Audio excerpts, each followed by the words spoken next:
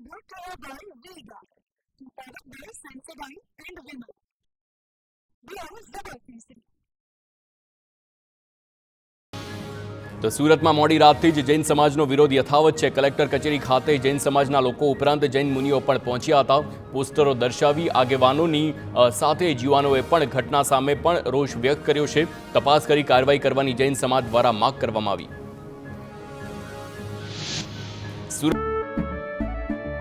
કેસરિયાથી મન જોગી થયું રે, દિલ ઝૂમે જુઓ મત મસ્ત થયું રે.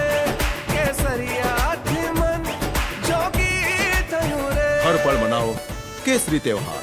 વિમલ, બોલો જુબાન કેસરી. સુરતમાં પાવાગઢની ઘટના મુદ્દે ગૃહ રાજ્ય પ્રધાન હર્ષ સંઘવી એક્શનમાં આવ્યા. જૈન સમાજના અગ્રણીઓ સાથે હર્ષ સંઘવીએ કરી ટેલિફોનિક વાતચીત. દોષિતો સામે કડકમાં કડક પગલાં ભરવાની હર્ષ સંઘવીએ ખાતરી આપી. પાવાગઢની ઘટના બાદ રાજ્યભરમાં જૈન સમાજ દ્વારા વિરોધ પ્રદર્શન. વડોદરા જૈન સમાજ જૈન મુનિની આગેવાનીમાં કલેક્ટરને સોંપ્યું છે આવેદનપત્ર. આજે જાહેર રજા હોવાથી કલેક્ટરના ઘરે પહોંચી આવેદનપત્ર આપ્યું છે. જૈન સમાજ કલેક્ટરના ઘર બહાર સૂત્રોચ્ચાર પણ કર્યા.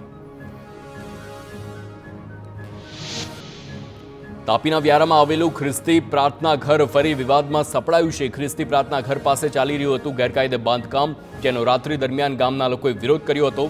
ગત મહિને આ કામકાજનો વિરોધ કરી કામકાજ બંધ કરાવ્યું હતું, છતાં ફરી બાંધકામ શરૂ થતાં વિવાદ સર્જાયો છે. મામલતદારે કાર્યવાહીની બાહેંધરી આપતા મામલો થાળે પાડ્યો.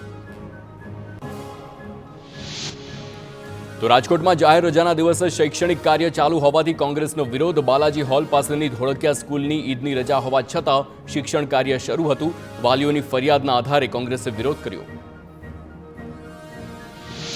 કોંગ્રેસ કાર્યકરો દ્વારા શાળા સંચાલકોને ઉગ્ર રજૂઆત કરવામાં આવી છે. પોલીસ દ્વારા કોંગ્રેસના કાર્યકર્તાઓની અટકાયત પણ કરવામાં આવી છે. સંચાલકોએ કહ્યું કે અમે ગુજરાતના સારા પરિણામ માટે શાળા ચાલુ રાખી છે. સમગ્ર મામલે ડીઈઓએ તપાસના આદેશ આપ્યા છે. જે શાળા ચાલુ છે તેને તાત્કાલિક બંધ કરાવાશે. નિયમ મુજબ શાળા ચાલુ રાખી શકાય નહીં. Brought to you by Vega, powered by Sensodyne and Vimal. We are Zebra.